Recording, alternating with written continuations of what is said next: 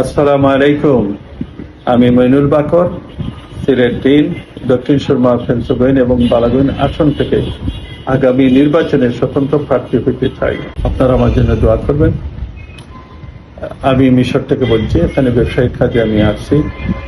গত সপ্তাহে মিডিয়ার মাধ্যমে আমি একটি নিউজ দেখলাম সিলেটের সাদাপাত্র নিয়ে। দেশের প্রত্যন্ত অঞ্চলে তুরফা এই সাদাপাত্রের ঘটনা নিয়ে যারা এই কাজ যারা ছুটে পড়েছে, এই সাদাপাত্র নিয়ে গেছে, আমি তাদের নিন্দা জানাই। এই কাজ নেককারজনক কাজ।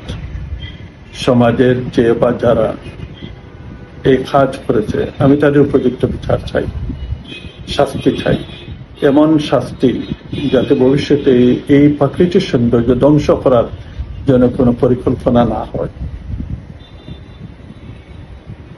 আমার মনোবেদনা, কষ্ট আপনাদের সাথে শেয়ার করতে চাই। আমি সিলেটের একজন সন্তান এবং সিলেটবাসীর প্রতি, দেশের প্রতি আমার অবশ্যই ভালোবাসা থাকতে হবে। যদি এই ভালোবাসা থাকে না, তাহলে আমি দেশের সেবা করতে পারবো না। সেটা আমার ভাবতে অবাক লাগে। যারা রাজনীতিবিদ, যারা দেশের জন্য প্রেম দেখায়, সেবা করতে সব সময় কথার মাধ্যমে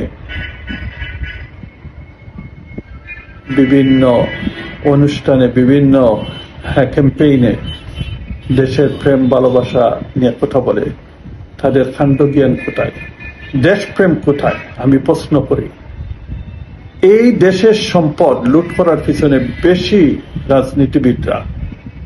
এই রাজনীতিবিদরা আবার আমাদের সামনে আসবে এবং ভোট চাইবে এবং ভবিষ্যৎ নিয়ে আমাদের আশা দিবে, কিন্তু আমরা বারবার প্রতারিত, বারবার তারা আমাদের দুঃখা, প্রবঞ্চনা, লাঞ্ছনা, এই হলো আমাদের চিত্র। সিলেটের সাদাপাত্র শুধু সিলেটের না, সারা দেশের সম্পদ। এই সৌন্দর্য, প্রাকৃতিক সৌন্দর্য আমি অন্যের জিনিস অনুমতি ছাড়া নিতে পারি না। এটা অপরাধ। চুরি করা মহা অপরাধ। এইরকম নেককারজনক কাজে যারা জড়িত, তাদের লজ্জাটুকু নাই, তাদের বিন্দুমাত্র দেশপ্রেম নাই।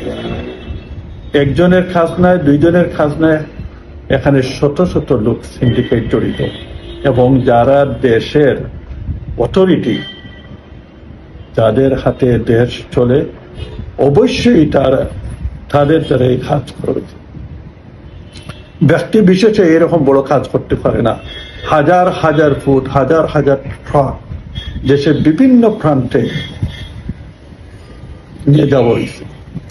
আমি দেশের একজন সচেতন নাগরিক হিসাবে সবাইকে এই কাজ যাতে ভবিষ্যতে না হয় আমরা প্রতিবাদ এবং আমরা সব সময় সজাগ থাকি।